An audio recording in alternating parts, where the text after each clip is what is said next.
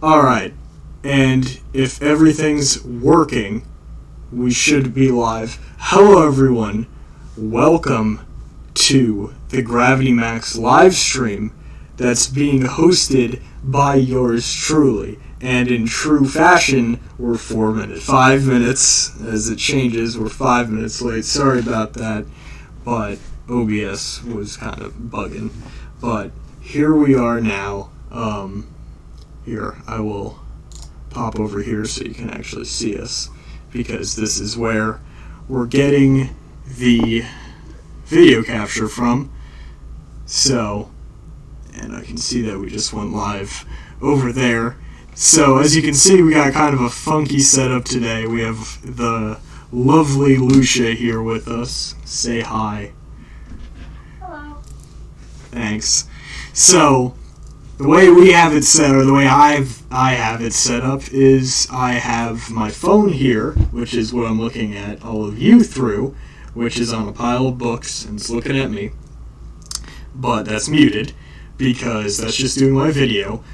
And over here, I have the servitor, which is a throwaway email that Lucia gave me, so that I could just collect our faces and the audio, which I'm going to check in a bit, and so I could use my good mic, which hopefully you guys can hear. Again, I'm going to check that, but that's what we're doing. You know, it's gonna be a wild ride. I need to throw the slides up. That's something that needs to happen. Oh, believe me, I haven't forgotten about that. So we're gonna do that. We got a great one for you today, one that's very close to my heart. There's like 6 of me, so I'm looking all around at me, checking all my levels, you know. But we got a good one for you today. Let me just get the slides up. While we're doing this, Lucia, tell me about a good summer memory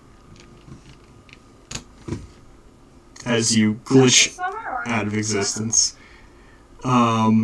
This summer. No, not this summer. In general, your best summer memory as you slowly glitch out of existence. Go ahead.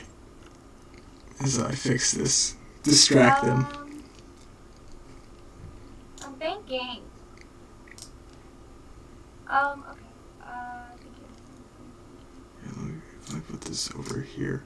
Probably. Oh God, what do they see? Yeah, boy camp when I used to go. Oh God, why are they seeing this? Oh, they're only going to this monitor? Oh, that's kind of weird. Are you still troubleshooting? Yeah. Yeah, no, you're distracting them. Yeah, no, keep distracting them. Sorry. Okay, for people who don't know, a roll on a kayak is when you're in like one of those little mini kayaks and you roll all the way around under the water and like you come back up on the other side. And they're kind of hard. And I was on the canoeing and kayaking team at Sleepaway Camp because I don't know, I couldn't think of anything that would make me less likable. And I got my roll on the kayak. And I was proud of myself, and it was fun, and I don't think I've ever actually enjoyed being in the water since, so it was a nice memory. No one really cares about a roll on a kayak, but Sebastian's still having some issues, so what's new? Let's see. Here, I guess if I do this, that's about it. and then I do this, what is it capturing? It's still capturing that, okay. Alright, so then we do this. That was a great story, Lucia. I really like that story. Or maybe I didn't like that story, because depending on whether that was a good or bad story, You weren't listening. I wasn't listening. But I think we almost have it. Max, I know you're going to be so disappointed in me when you watch this back, or if you're watching it right now, and I just want to let you know that I tried. But no, we're getting it up. And you know what? We're bringing a little personality to the stream with the, this bit. You know what? This is all a bit. It was all a joke. Haha. You see, I'm actually a pro streamer. Max, Sebastian said I could curse, and I don't know how you feel about that, but... Yeah, no, you can. You can. You can. It's all good. This is my stream now. Alright, so you guys should now be seeing this. I don't want to present this. The thing is, I can't go like full screen and everything. I think we might have to do audio only, which kind of sucks. But, You're just not good at this, are you? no, I am. It's just, it's so much easier with 3 people, you know? And it's actually, the big thing is that I don't have a camera on my actual computer. Because if I did, none of this would have to happen. But the fact that I use my phone is the issue. And I'm going to get a camera on my computer as soon as I can. So here's what we're going to do. We're going to get rid of this. Yes, I do want to remove that capture. But the audio should still be going. And we're going to bring this over here. And we're going to present this. So you guys should just be seeing this. So I can still move it around and stuff. Alright. And now I can finally, maybe... hey, and Max is in the chat. Oh, and Yeah. Max says keep it PG-13, okay. Okay, no F words, just... Yeah, there are no worries A about lot of license direct. again. Yeah, he's not in a place with a... Yeah, he's not in a convenient place to record. Yeah, that's cool. Yeah, so a little bit about me. Over the past 4 days, I've been incredibly sick. I haven't been able to get out of my bed until, like, yesterday, which is why I didn't make my last video, which I got halfway through, and I actually almost passed out trying to make that video. I'm gonna finish that up, post it next Wednesday, but because there's no real reason for me to look at the camera anymore because we're doing all audio. But let me just check in on how the actual stream is doing in actual YouTube, and I will check that real quick. Oh, but I'm still logged in as Max. So it's going to be a little difficult to do that. You know what? We're going to pray. If Max can hear us, everyone can hear us. Alright. Balls to the walls. You can say that in a PG-13 movie. Let's go. 8 minutes in, we begin. I like that slogan. That's another rhyme. It's called a tertiary. Let's go. Spitting bars. I'm spitting so many bars, it's like I'm a Martian from Mars. Let's go. Alright, season 4.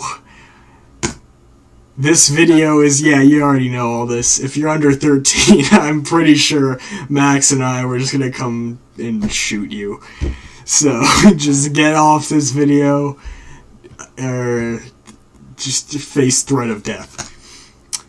Visit the Gravity Max website, gravitymaxmedia.com. It's kind of poppin', you know. It's no Squarespace. It's no Amazon.ca.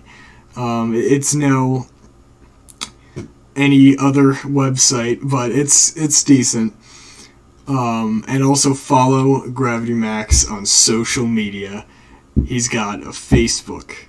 He's got an Instagram. He's got a Twitter. Links in the description, I think. I didn't put him there, so it's got to be up to him. And also, this is this really cool channel I've been watching recently. 128 Seconds. He's got an Instagram. He's got a YouTube channel. He's also got a Twitter. He's a very funny guy. He's posts very educational videos. They're very short, not because he's insecure about his height or anything. But we continue on. Oh yeah, Max is writing another book. That's a shocker. It's called A Bottled Up Flame. It's on Amazon. Anyways, season 4. This episode. I forget what episode this is. I think this is episode like 6 or 7 of season 4. We're talking about the best animated series of all time. My favorite TV show of all time. Momo and Friends. This is just a work of art. Lucia, what do you think about this production? I mean, I watched it a lot as a kid, and I rewatched it recently, and I rewatched it and pirated it many, many times over the years. It's one of my favorite shows. I love it a lot. Yeah, it's definitely one of my favorites. It is fantastic. It's got, and we're going to tell you why it's fantastic, so just buckle in. Shit's going to get wild, and we're going to teach you about the different nations. We're going to teach you about bending. We're going to teach you about inner peace. We're going to teach you about tea. We're going to teach you about sky bisons. We're going to teach you about all that kind of stuff, because we're an educational channel. But first, we must introduce the plot. Oh, I'll get my cursor out of there. I just realized that was on there. I'll just move with the arrow keys. So, quick plot summary. Obvious spoiler alert. Book 1. All about water. So, these two kids are going out. They're going fishing, right? They're brother and sister. Their names are Katara and Sokka, right? Katara's the girl. Sokka's the dude, right? Sokka's got a ponytail and a spear and stuff. But Katara actually looks like Jacksepticeye in that one era. He kinda does. Just with that hair. That's very true. I'm glad you noticed that, because that's a little known detail, is that the creator of the show, Michael Dante DiMartino and Brian Konietzko, included Sokka into the entire story simply because of Jacksepticeye getting a ponytail. But anyways. You know what? You mock me. Katara has a very special weapon, but it's no physical thing. She can move water with her mind, right? It's called water bending.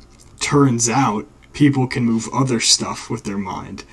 A maximum of 4, right? There is water, there's earth, there's fire, and there's air. And depending on which one you can move with your mind, you can be a water bender, an earth bender, a fire bender, or an air bender, right? So, they're going out. Katara's a water bender, Sokka can't bend, and Katara gets angry at something, and she splits an iceberg, and they find this kid inside, and he's like, "What's up, guys?" And his name is Aang, and Aang is the Avatar. The Avatar. Wait. You didn't give him the backstory of the world like they do in the... Yeah, well, I'm leading up to it. I'm leading up to it. Together in harmony, but then everything changed. The Fire Nation attacked. You want me to give them that? You should tell them stuff.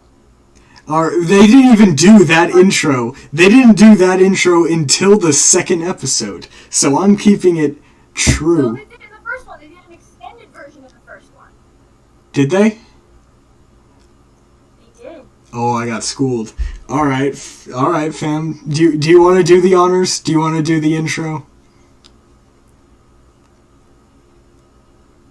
It's I don't know word for word, but I also kind of do. It's long ago, there were 4 nations that lived together in harmony, but then everything changed when the Fire Nation attacked. Only one person, master of all the elements, can stop the Fire Nation. But he vanished, or something like that. And then they found him in an iceberg, and he may be young and immature, but he can save the world. Fantastic. That's the general... That was it, verbatim. There you go, you got it.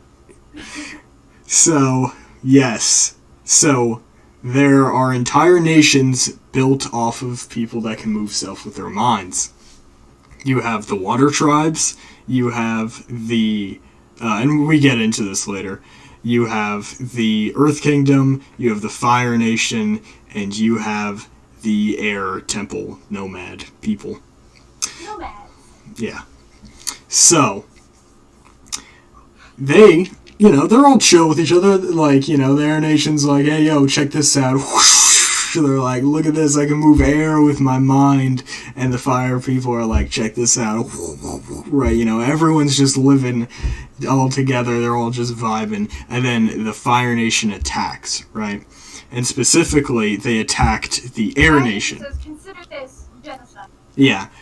Specifically, they attacked the Air Nation because they didn't really have a military or anything. And the Fire Nation basically wiped all of them out, So... Yeah, they wiped them out because they wanted to wipe out the Avatar. Not because they didn't have an army. They were looking for the Avatar. Well, that's how they wiped all of them out. And they were also weak, is the thing. That's why they went after them first. But yes, they were also looking for the Avatar. But, I don't know, going deeper into what you're saying, Sozin's plan is kind of half-baked. Sozin is the Fire Lord, or the leader of the Fire Nation, who started the war. And his plan was kind of half-baked. He had Not anymore, though. all that. And yeah, no, he is not. He's the past.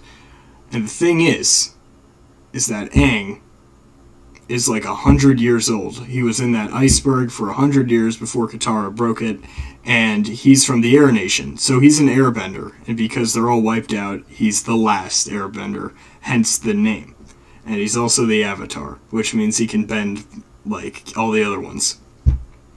So, through book one, he just learns how to bend water with Katara and Sokka, and he becomes better friends with them. He starts traveling the world with them. He introduces them to Appa, his flying bison. They take a tour of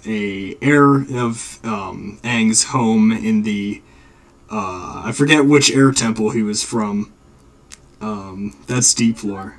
Either southern or the east. I was gonna say the southern. I think he is from the southern air temple.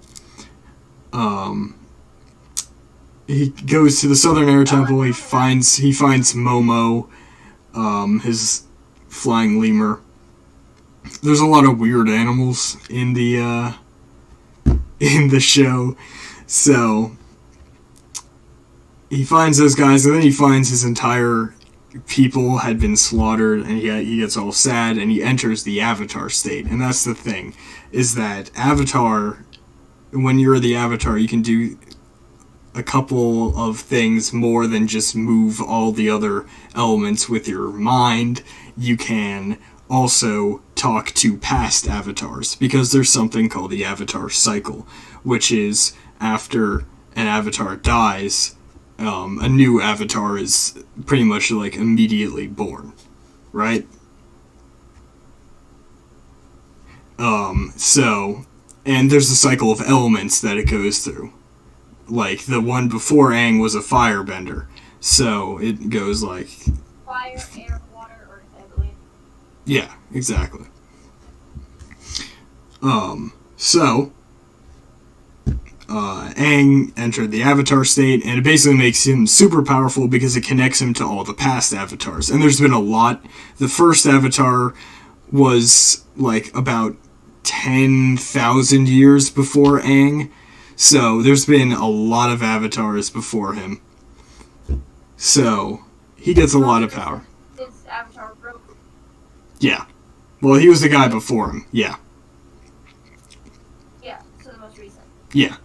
So, also in Book 1, you're introduced to Prince Zuko, who has been banished by his father, the Fire Lord of the Fire Nation, basically the king.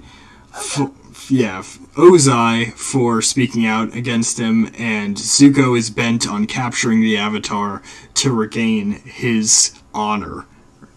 So you're introduced to him. He's one of the main villains of Book 1, but then there's also General Zhao, who tries to kill the moon and all that stuff, but that's deep plot. So it ends with Aang learning how to waterbend, and it better teaches him how to get better in touch with the spirits, because that's another big part of being the Avatar, because they're a bridge between the mortal realm and the spirit realm. So that's book 1. Book 2. Earth. Aang needs to learn earthbending, so he finds this blind toddler to teach him how to earthbend. And that blind toddler's name is Toph, because it sounds like tough, because that's what she is. She's tough, you know. She's the MVP of this whole show. She is. She's pretty cool. Harry, everyone. Yeah. So, to keep it brief, Aang learns earthbending. He teams up with Toph, who escapes from her parents, who are kind of overbearing and overprotective. Zuko kind of struggles with himself of trying to decide whether he's like good or evil, and like whether he like wants his honor or what's going on with his dad, stuff like that. So there's a lot of conflict there, and I'm pretty sure this is where I think at the end of this, we're introduced to Azula, who is Zuko's... Yeah, somewhere in the middle. It might be somewhere in the middle. You're introduced to Azula, who's Zuko's kind of psychopathic sister. Yeah. But, She has mommy issues. yeah. Like, bad ones. Yeah, definitely. So, another thing they do is they go to Ba Sing Se, which is the biggest city ever, I think. It's in the Earth Kingdom, and there's a lot of brainwashing going on, which we'll talk about later, in the city. And, yeah, he learns earthbending. And the reason why he's learning all these elements is he needs to take down the Fire Lord. Next book, we get to Fire. And Aang's been injured at the end of book 2, so he's recovering from that, and he's learning how to become like a better leader and become a more fierce warrior. Same thing with Sokka and Katara, because they're both leading assaults against the Fire Nation, because they're taking the fight directly to them. And they launch a massive invasion to get the Fire Lord before the comet comes. Because if a comet comes, and specifically this one comet called Sozin's Comet, when that passes by, every firebender becomes a lot more powerful. So Ozai and his Fire Nation would become a lot more powerful. So how they wiped out the air. Exactly. So, they mount an assault. It fails initially, and then the comet arrives, and the Fire Nation starts, scorching the earth, and there's this epic final battle, and Aang basically defeats the Fire Lord and takes his bending away, which is a tactic, or a technique he learned from a lion turtle, which is the oldest creature, I think. I think it's the oldest creature. You completely skipped over the part where Zuko joins them. Oh yeah, also Zuko joins them. Yeah. Zuko redeems himself. Zuko redeems himself, and he decides that his honor, the best way to get his honor back is to actually join the Avatar. So he joins the Avatar, and he teaches Aang firebending, and that's how Aang gets the tools. That's another thing that happens. No, I need to keep this brief, because this isn't the main part of this episode, because the majority of people on this stream have already seen it.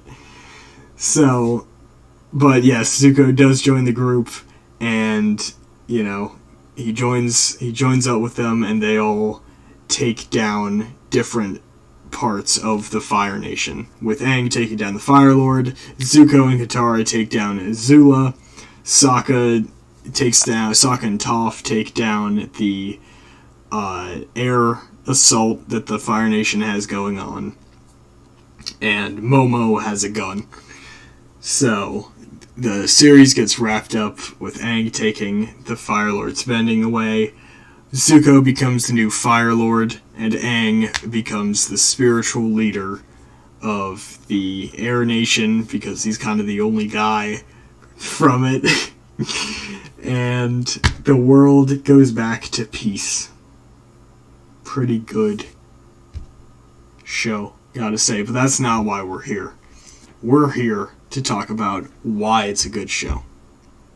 We're here to talk about not what happened, but why it happened. I'm thirsty. I'm so thirsty. I'm sorry. Alright, next thing. Themes. Themes in Avatar are everything, because they're what the show is made to be. The show wasn't made to be a kid's show, even though it was on Nickelodeon stuff. Well, it is a kid's show, but it's not just a kid's show, if you catch my meaning, because it has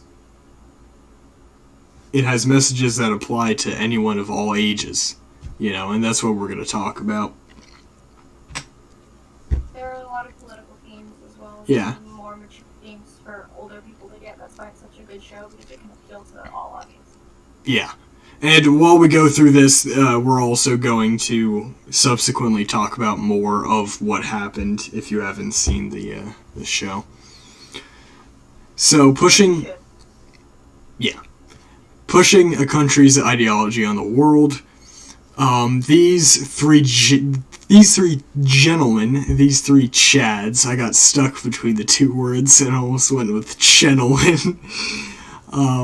These three lads are the Fire Lords, the subsequent Fire Lords.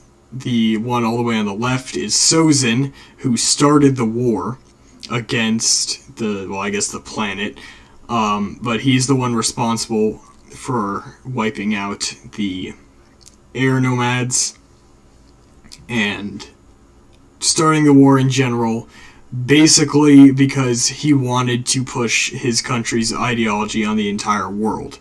He saw how thriving the Fire Nation was, and he wanted the entire planet to be like that, so he was like, let me just take over the entire planet. So his logic's obviously flawed, but the reason he wanted the Avatar dead so much is because he was friends with the previous Avatar before Aang, Roku, and he ended up betraying Roku because Roku opposed his idea of basically taking over all the other nations, obviously, because the Avatar is supposed to stand for peace. And he knew that once Roku died, which he died in a volcano or something, he knew that the Avatar was going to be reborn, and he wanted him found. So, the next guy is Zulon, who is notable for being really creepy because he ordered the deaths of a bunch of the members in his family, which caused a whole lot of drama. Basically, the sum up is he wanted his son, which is Ozai, which is the guy on the right, to kill his son, named Zuko, to earn the right to become the Fire Lord. Because Ozai has a brother named Iroh, and Iroh is the older, so he was going to become the Fire Lord, but Ozai desperately wanted to be the Fire Lord, so he goes up to Zulon, and he's like, how can I become the Fire Lord? And Azulon says, if you kill your son, I guess you can be the Fire Lord. I don't think that's... No, because he said, he was like, Iroh's weak right now, he's retreating, and then Azulon was like, no, he's not, he lost his son. If you're being so, like, if you have the balls to say this, you should know what it's like to lose your own son, because you're being so disrespectful, not to, like, earn the Fire Lord's place, but to punish him for trying to take Iroh's role. That makes more sense. But Ozai does end up becoming the Fire Lord because Iroh's torn up because his son died. But yeah, that's basically it. Wasn't it because Azulon suddenly died and we don't know who killed him? No, it was Zuko's mom who killed him. Yeah, that's what I figured, but, that was never overtly stated. Yeah. But no, Iroh didn't get it because he pulled back, right? Yeah. He retreated from Ba Sing Se. Yes, exactly. Because, his son died in the fight and all that, so he backed out and he lost the place. So Ozai became the Fire Lord, and he's also a bastard, and he sucks. But basically what this boils down to is pushing a country's ideology on the world doesn't end well, and that can be seen as a parallel to a bunch of different things. I gotta take another drink of water. Oh my god, please don't. Just drinking water. Can you let me drink? I'm in my own house, in my own room. You were sweating it. Okay, Is that quiet enough for you? Oh. So, pushing a country's ideology on the world, it can be seen as what, America did to a bunch of different countries during the Cold War. It could be seen as what Germany was trying to do in any war, or a bunch of different countries. Honestly, there's probably not a major country out there that isn't guilty of this to some extent, like Russia pushing into Ukraine, the Middle East being the Middle East, all that stuff. Things going crazy, and countries just trying to put what they see best in other people's minds, basically, but by invading them, which is bad.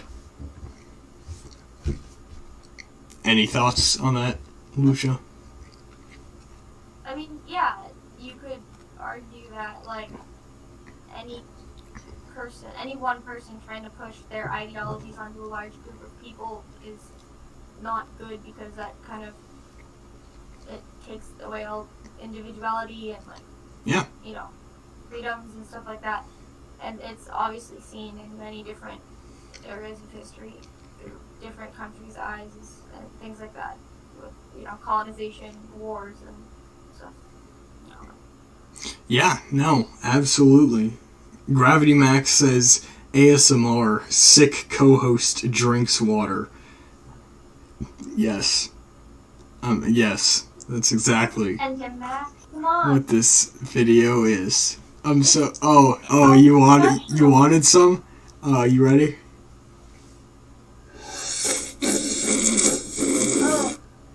Oh god. There you go. That was awful. Refreshing. But yeah, so pushing a country's ideology on the world. Next one, honor and pride. So Zuko. Yeah. Zuko spends the entire series talking about his honor and stuff. He's like, I gotta get my honor, And he thinks that to do it, he needs to capture the Avatar to get his father's approval, because he sees that as his honor. But over the course of it, he realizes that he needs to find his honor with himself, because he never believed what his father was doing to be correct. Because he's a pretty smart guy. He's actually a pretty tactically smart guy. So he saw what his dad was doing, how he was sacrificing men, which is what he spoke out against his father initially about, and what got him scarred, and all that stuff. So he saw and he realized that that wasn't the best way to get his honor, to track and hunt the Avatar. And a big part of him realizing that was his uncle Iroh, Ozai's brother, who's a very wholesome guy. He gives a lot of good advice. We've Carried the show. Yeah, yeah, I would say so. He's voiced. Max says, "Thank you, brilliant performance." You want another one? Stop it! You want another one? I'm gonna mute you.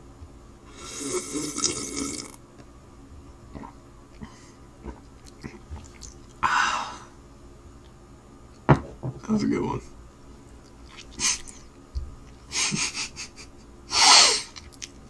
Anyways, so, I do. Pride is not the opposite of shame, but its source. True humility is the only antidote to shame. That's a quote by Iroh. Basically, what it means is that Zuko is, he's like shameful because of his scar and because he talked out against his father and all that. Yeah, and all that. He got, banished and stuff. And he needs to become humble and all that other stuff to basically find his true self. And that was a big thing. He had like a fever dream where there were the two dragons fighting in his mind, and that was kind of his good and evil side fighting against each other. Max says a trilogy. Yes. The end to the trilogy of me sipping my cup. Now here's the director's cut. I'm joking. But no, it's really good advice when you take it, because if someone's overly prideful, it's probably because they're ashamed of something. Yeah. So, to not be ashamed of something, you have to be humble. But, Zuko has arguably one of the best arcs in anything. In any kind of media, entertainment, stuff like that. And... Starts out as kind of a twat. What'd you say? Starts out as kind of a twat. Oh, yeah, definitely. He has like a ponytail, but not like a cool one. And he's just... That hexagon on the back of his head. Yeah. He started off as a really douchey guy because that's what he had been trained to be.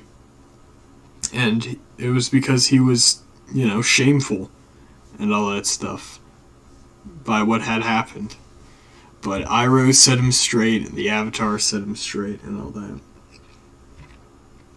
Next up, making your own decisions. At the end of the show, before Aang is gonna fight the Fire Lord, he doesn't want to kill him because apparently he doesn't kill people. Although there's arguably points in the show where the people he's like, some people could not have survived certain falls and stuff, but that's just nitpicking. But basically, he says he doesn't kill people and stuff. So he doesn't want to kill the Fire Lord because he believes that anyone's life is worth anything. That's why he's like a vegetarian and stuff. So he goes and he asks a lot of his past lives what he should do.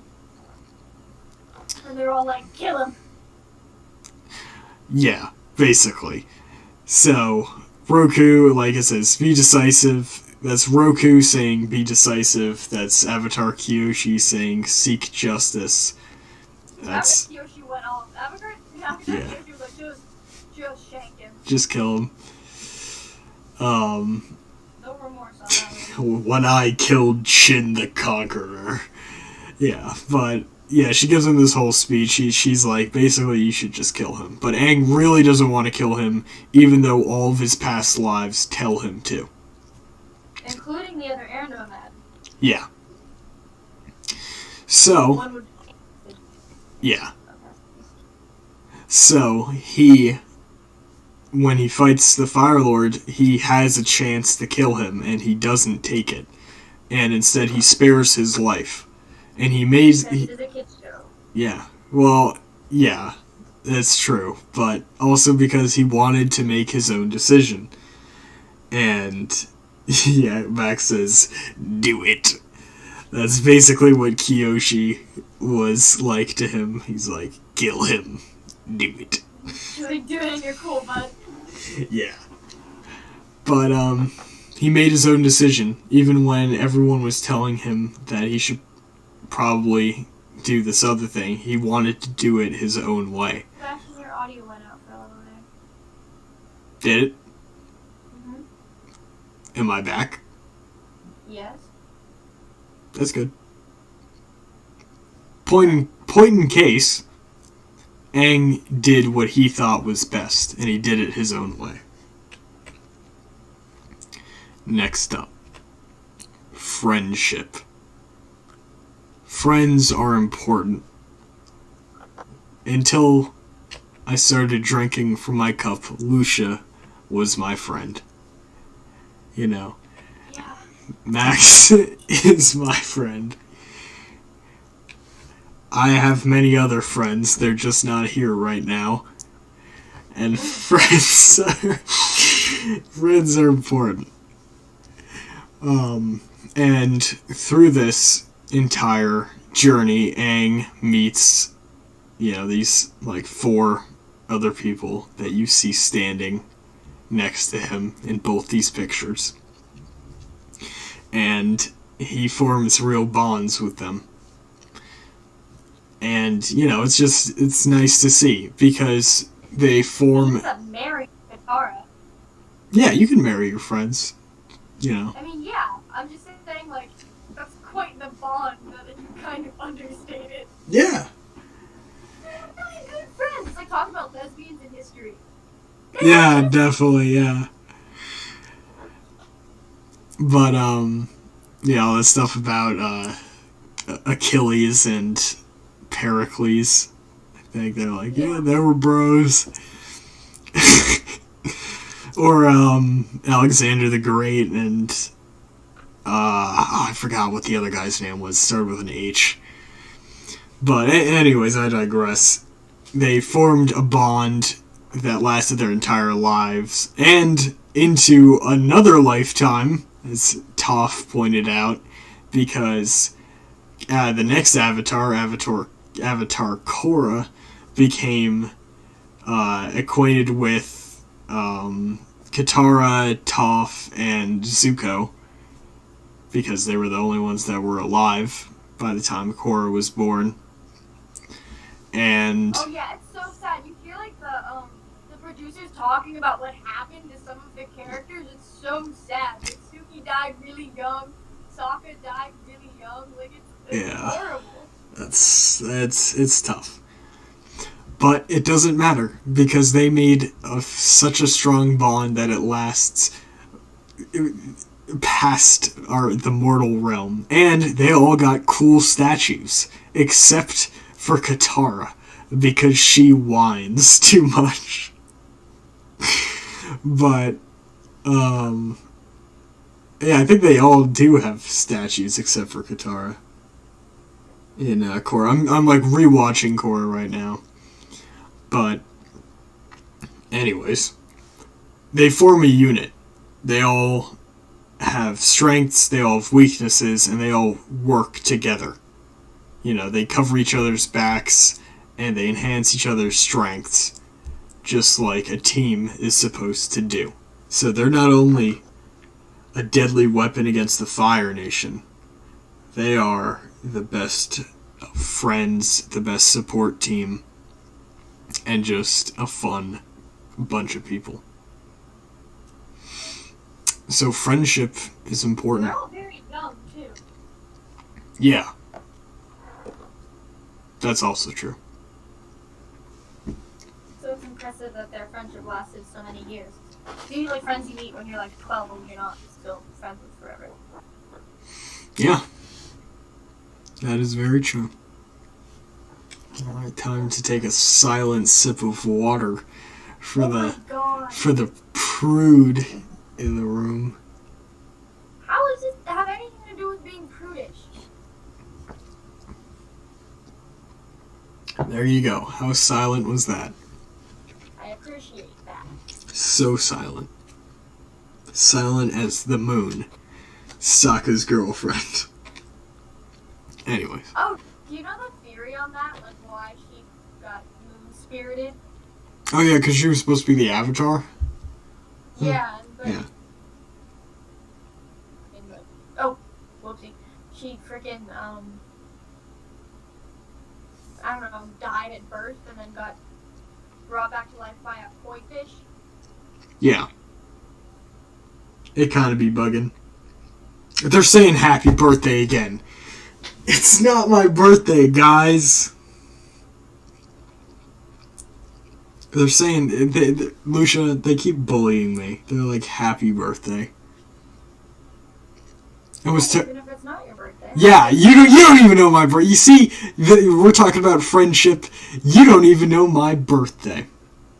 Do you know mine? Yeah, it's in January. And yours is in July. Okay, your birthday is January 13th. No. 12th. No. There's a 1 in it. Sure. Whatever helps you sleep. 19. 19? 19.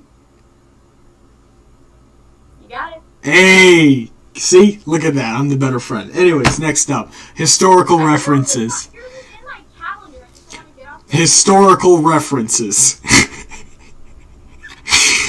So, just a couple of plot-related things. We're going to talk about the culture relating to real-world things later. Even Max says happy birthday. I'm going to make sure you never come back from wherever you are, Max. You're going to burn there. You're going to stay there. You're going to get buried there. Don't even. Don't even. Oh, I even. Oh. Anyways. This always just struck me. So this is for like images, I tried to find the most similar images. I thought there was one where Aang and Zuko like shook hands, but anyways, for this one, the Fire Nation imposing its stuff, as we said earlier, could be seen as America doing its stuff during the Cold War, or also Russia doing its stuff during the Cold War, because they were either trying to, depending on which country you're talking about, get rid of communism or install communism.exe and all that kind of stuff. And at the end, they just shook hands and they were like, alright, I guess we're done now because the Soviet Union has fallen. But, yeah, it's basically how that whole situation went down. That's the Cold War summed up. But the real big thing is that, now, well, I guess before this presidency, before this administration, the U.S. and Russia were actually projected to kind of start becoming allies. Which is crazy to think now. With all of this like speculation and conspiracies on Russia. There's always been conspiracies on Russia, but it's crazy to think of what might have been. Like even JFK was trying to have a partnership with Russia before he got removed from office. But the second image here we got Kim Jong-un, who is the supreme dictator, ruler, leader, president of North Korea, and he's got all these school children just crying around him, except for the one guy on the left The one guy on the left is kind of just jazzed to be there. He's kind of in disbelief. Also, that one kid in, like, the far right in the back, he's kind of just not pleased to be there either. But basically, the reason those kids are crying is because they've become brainwashed to see Kim Jong-un as some kind of god. Like, there's stories about Kim Jong-un being, sent directly from the heavens, just having superpowers, laser vision, can rip a mountain in half, doesn't eat, sleep, or, like, do anything else, and he's just got such supreme power. And there's a lot of brainwashing and bossing, say, Tekkit says, what did I show up to? You showed up to the goddamn Thunderdome. So I hope you're strapped in. But the brainwashing and bossing say, like the meme, there is no war in bossing, say, the people in bossing say were brainwashed to not even think that a war was going on, even though a war had been raging for a literal century. Most of the people in North Korea don't even know anything of the outside world.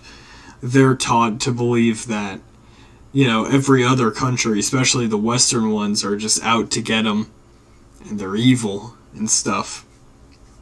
So, that's brainwashing. Brainwashing's bad. What do you think about brainwashing, Lucia? Should they allow it in middle school?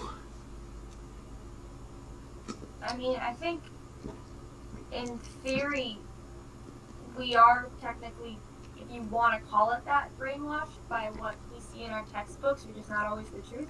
Yeah. No, that's very true. That's a very good point. And that was actually brought up in the show when Aang went to the Fire Nation school. He was like, your textbooks are wrong, because the Air Nation didn't even have an army. We just got ambushed and stuff. And they're like, well, how could you know more than our textbooks? And he's like, oh, well, funny you should mention. But I digress. So these are the cultural references. These are what all the societies are based off of, or the culture aspects of the societies are based off of. So the My favorite thing, yeah. People claim that all the characters in Avatar: The Last Airbender are white. That's my favorite thing where people do that, just because it's fun to see dumb people existing in their lives. You know what I mean? Like Toph is white, maybe? Like, I can't even think of a white character besides Momo. Yeah. I'm seeing stupid people in their natural habitat. Facebook. Yeah, honestly. But the Fire Nation is loosely based on imperialist Japan, or feudal Japan. The air nomads are based off of the Tibetan or Nepali nomads. The water tribe societies are based off of the Native American tribes, and I believe. that as well, yeah. And the Earth Kingdom is based off of the Kingdom of China. That flag is from the Han Dynasty.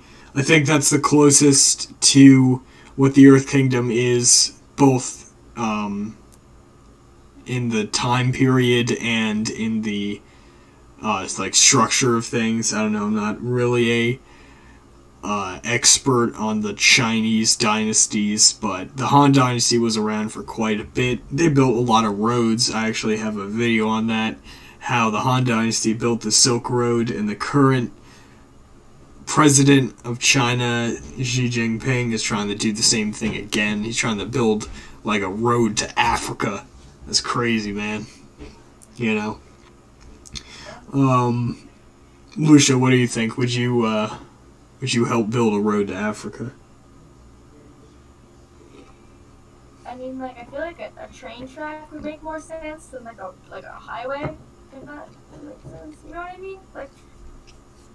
Yeah, fair. I feel like no one's gonna drive to Africa from China. Take a train. That makes more sense. Yeah, no, it is a train line. But I talk about that in the video. And it is actually the one in Africa isn't even a train line, it's a ship line, because you can't really drive over just ocean. But it is what it is. So, that's cultural references. And the next up, spirituality. A lot of spirits. The Avatar spirit is a thing. It's what gives the Avatar power and all that stuff. It's called Rava. There's a lot of lore there, which we're not going to get into. But a large part of it is Aang trying to get in touch with his spirituality. And, that can be important to people, to be, spiritual and find meaning in stuff others don't find meaning in. And to just be in touch with nature and to just, be a cool, down-to-earth person.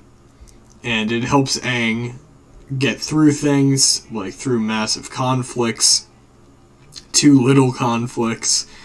He can look to the spirits for help and for guidance and stuff.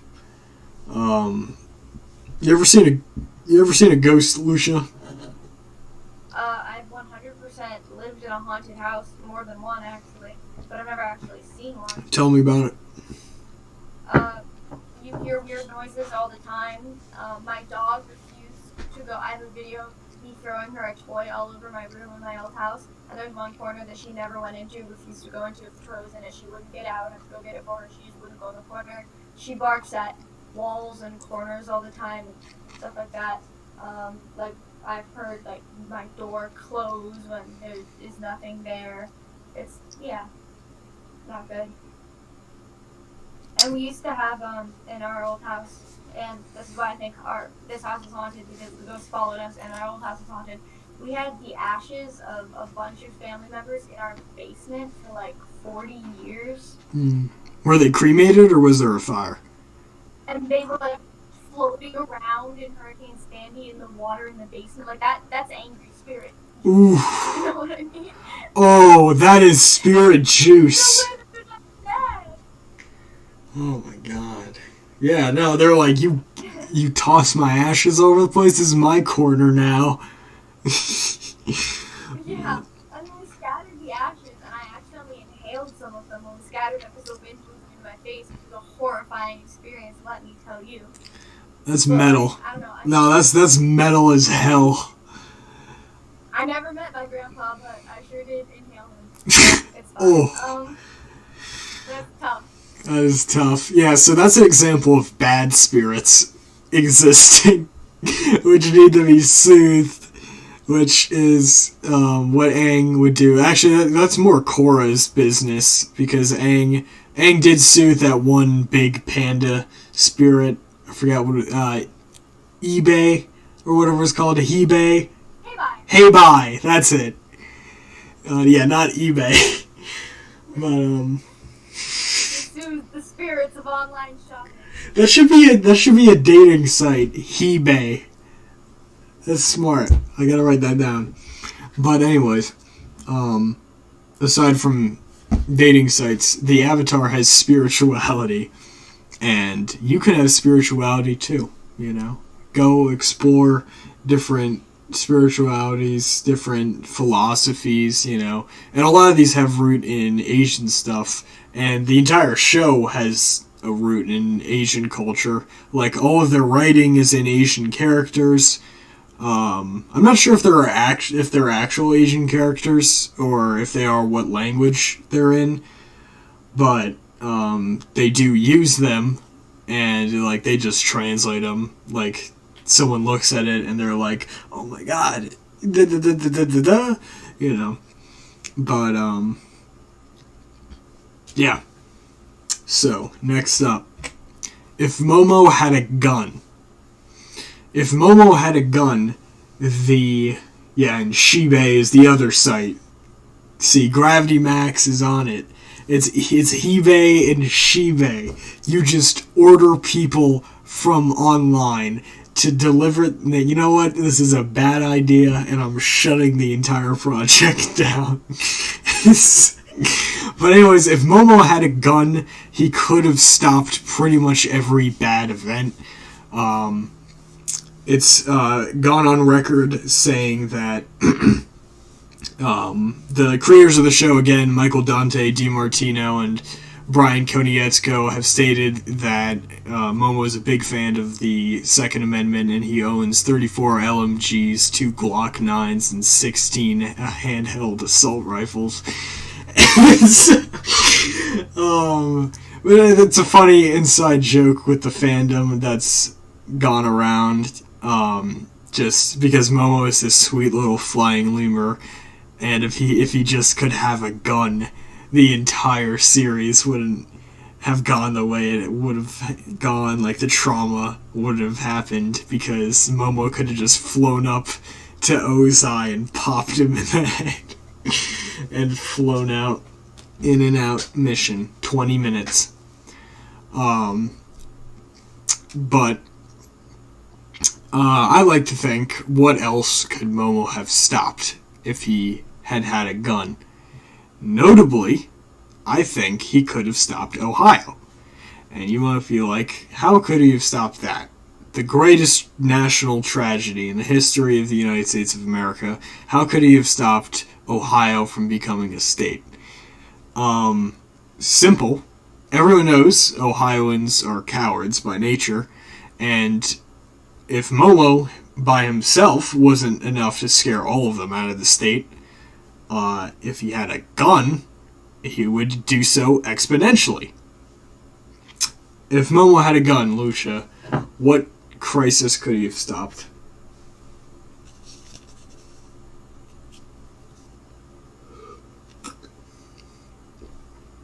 Thinking.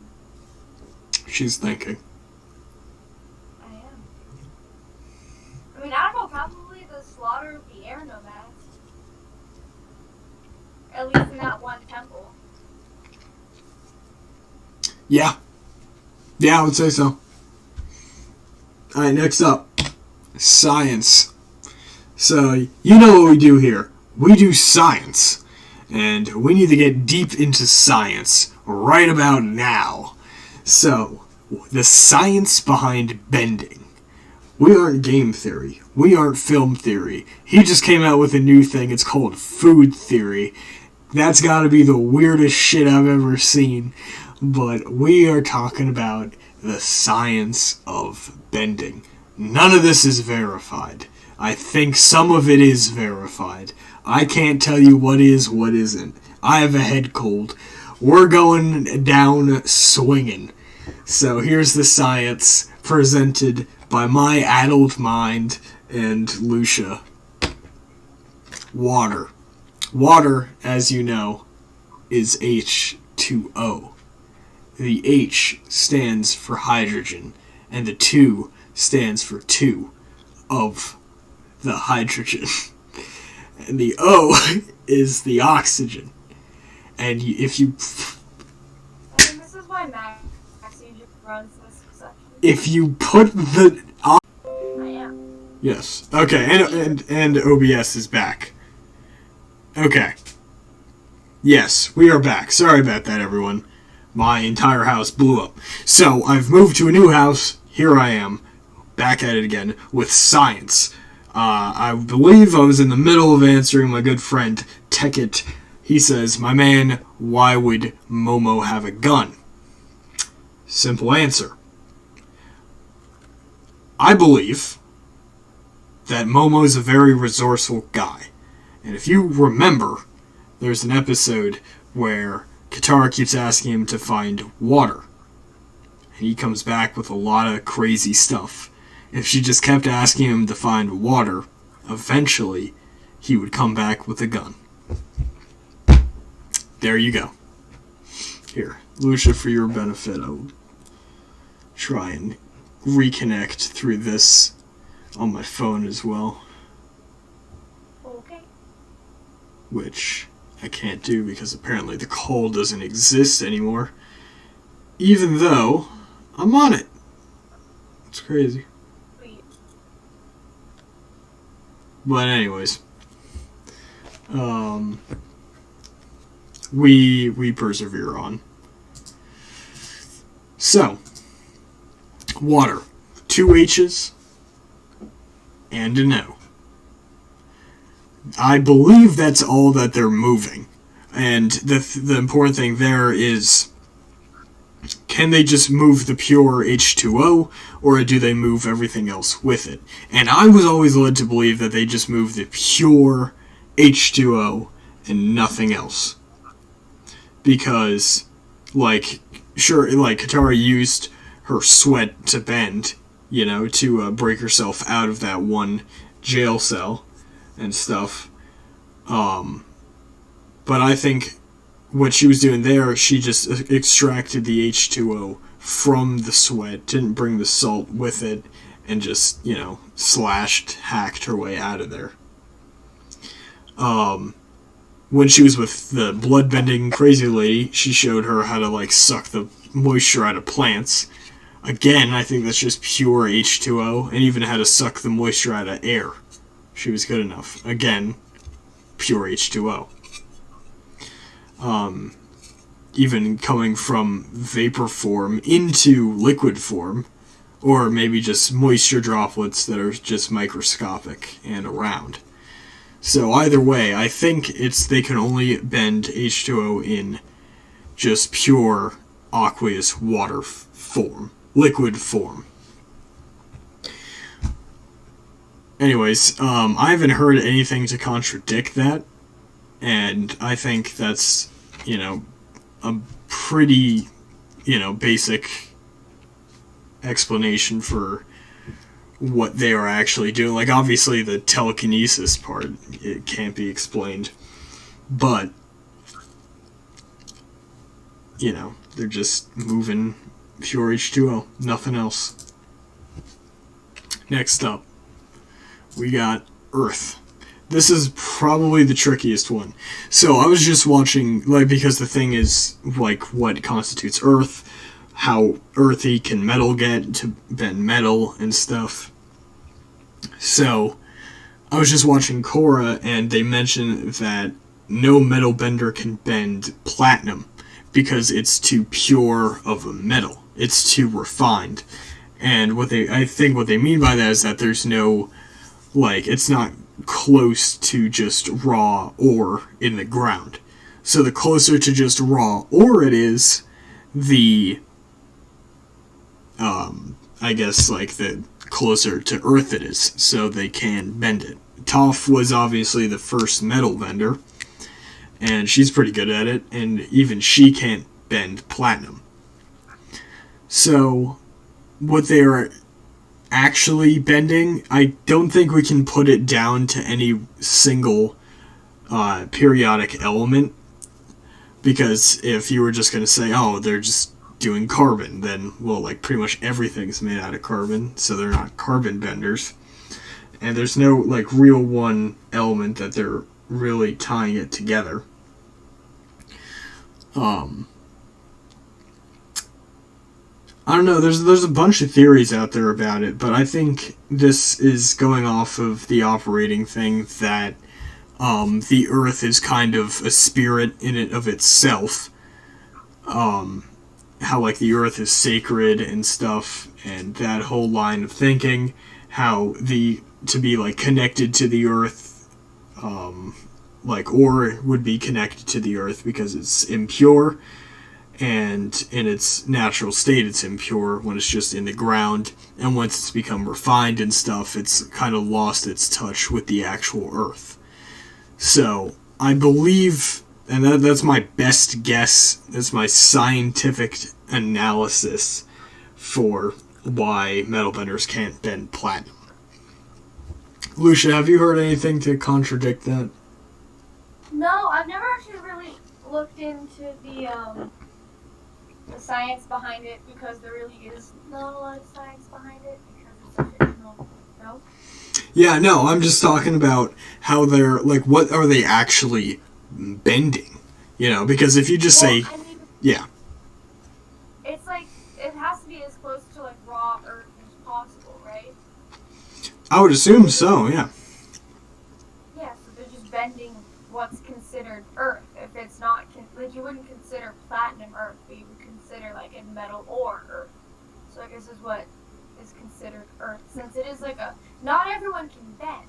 So that implies that it's like some sort of, not necessarily magical, but supernatural ability, I guess, that people are born with.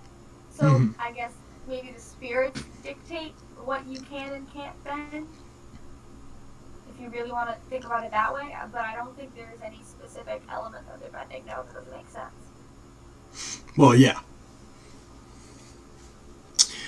But, yeah, so Earth, like what you're saying, like, raw Earth is what they're bending, and I don't know, I just, for this one, I just think it's kind of, they just need to be connected to the actual Earth is also a part of it. Like, before Toth would metal bend anything, she would, like, punch it and be like, there's Earth in this metal, and then she would bend it, Yeah. So she's seeing the connections back to the actual Earth. Yeah, there are different styles of Earth bending. Yeah. But let's go on to the next thing. Fire. This one makes no sense. Because the fire benders can pull it out of absolutely nowhere. I don't think they're like shooting butane out of nowhere, That would be crazy. But they can just... show that they were taking the energy from the fire from the sun and stuff like that. It's possible that they're just solar charged alien benders, It's crazy like that. But for this one to just pull it out of nowhere, I think that's really the most magical one out of any of them. Whereas Earth is the most like spiritual one. With fire, I think you're right. It's just energy, and it's just getting your energy out into this big burst, and there's not much that can really be said. Like, fire isn't, if fire's like almost alive, like there's a big debate, like, is fire alive? No, it's not alive, because it doesn't have cells and stuff, so it technically doesn't meet the criteria of that. But everyone, it seems like everyone wants to be a firebender. What kind of bender would you want to be, Lucia? Earth? Yeah, I wanted to be an earthbender for a really, really long time, actually. I used to want to be a waterbender when I was a kid, and then I realized that Earth seemed way more fun. Yeah. I would never want to be an airbender, though, just because... Why is that? I'm not that type of person, I don't think. I think... Funny, though. Yeah. In the show, like, I think it was confirmed that the blue lines you see are just there to show the viewer where the air is, but the actual people in the show don't see it. Yeah. So they can't. That's why no one can dodge it, because no one knows where the hell it's coming from. Yeah. I think it's funny. Because, like, you can see a big chunk of Earth flying at your face, but... Yeah, you can't see air. No. But, yeah. No, I think I would be an airbender. Because it's just, go where the wind takes you, But then we move on to the last one. We were just talking about air. I think they're just bending the pure oxygen in the air.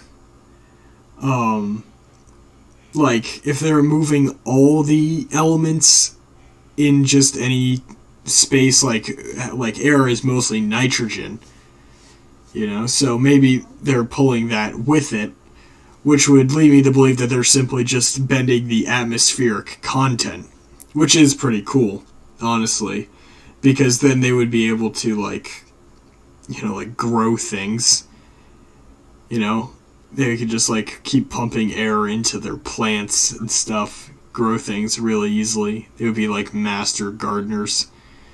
And that led me to think, like, could they specialize? Like, if they can, you know, bend nitrogen and oxygen, can they bend the nitrogen away from the oxygen if they got really good enough?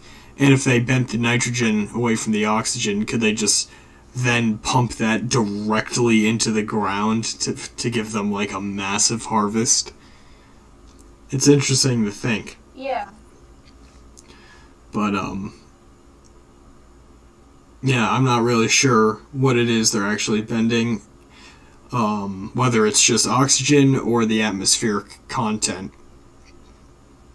Yeah. But I think we'll never really know. Yeah. Because it's a cartoon from like 2005. It's true. It's very true. Iroh appreciation slide. Obligatory.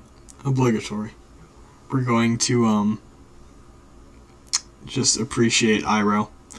He's one of the wisest men I've ever had the chance to know. He's voiced by Mako, who is probably my favorite voice actor. You know, he's great. He obviously did Iroh, and he did Aku in Samurai Jack. He's not my favorite, but he's the best. And the last thing he recorded was that really sad song, right? Yeah, Leaves from the Vine. Yeah, that's just... Yeah, super sad stuff. How tall was Iroh? I think he was like super short, right? So yeah.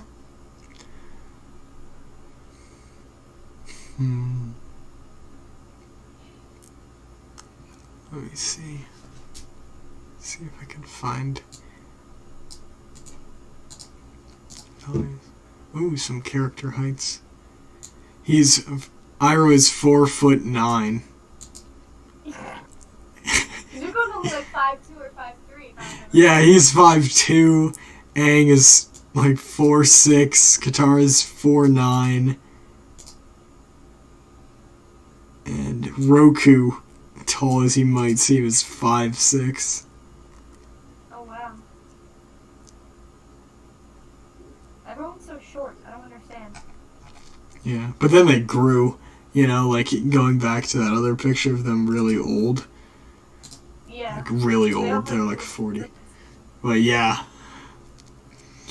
But in just 4'9", in just a 4'9" body, Iroh managed to be the wisest man in the entire show.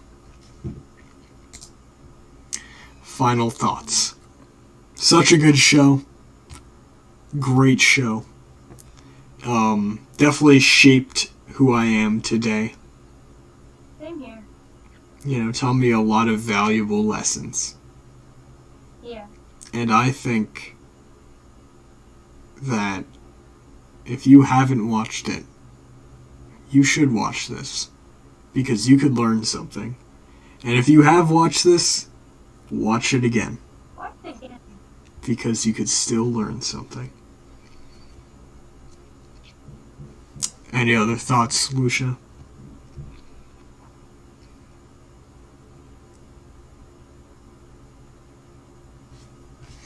Hello? Hi. You have any other thoughts? Hi. You just said Lucia, and I said yes, and then you did the follow-up.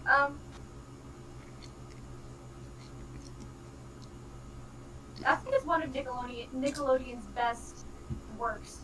Definitely the best. Definitely the best.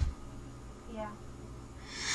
But, yeah. The character work was just so good. Yeah. Like, No, and this, a lot of really yeah. strong character arcs and like that kind of thing.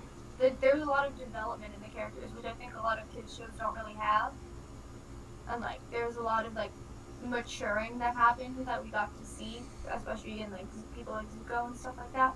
I think that was really interesting. Also, something that we didn't touch upon, but I think is really important, is Azula's like decline into insanity. Yeah, that's another thing.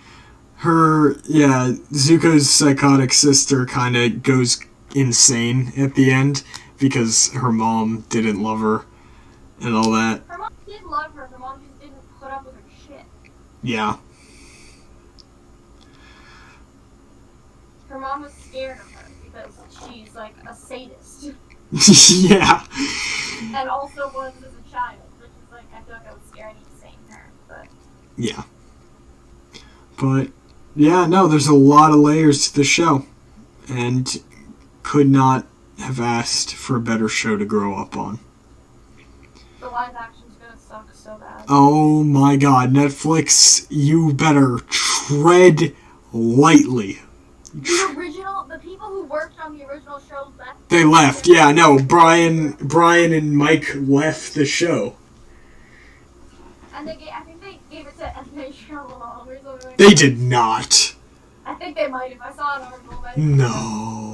No. There's no way. Netflix. Why have creators quit? Cast. Yeah, who's directing it?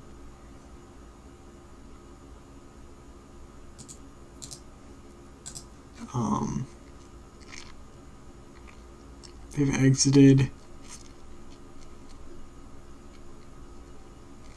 Productions changing. I don't think.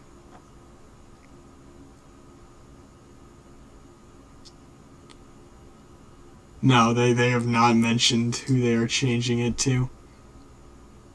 There's no way. Are you trying to find the article? If they hand it back to M. Night Shyamalan, I don't know what I'll do.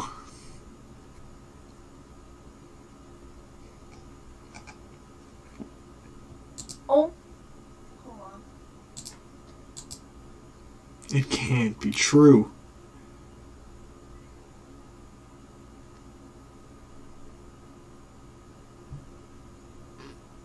It can't be true.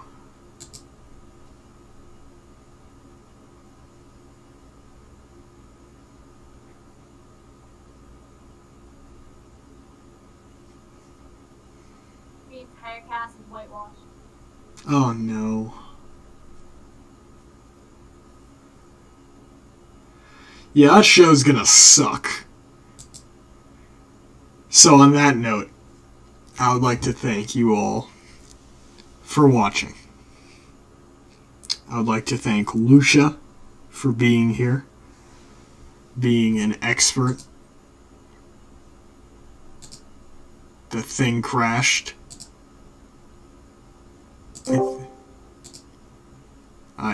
We're back? Yeah, I can hear you again. Alright, yeah, we're back. My rage from M. Night Shyamalan just broke the tab. But anyways, I would like to start again. I would like to thank everyone for being here. I would like to thank Lucia for being our expert for today. Happy to be here. Yes, thank you for being here. We appreciate you. Yeah. So, I hope you enjoyed this audio-only live stream. We're going retro. That's what it is.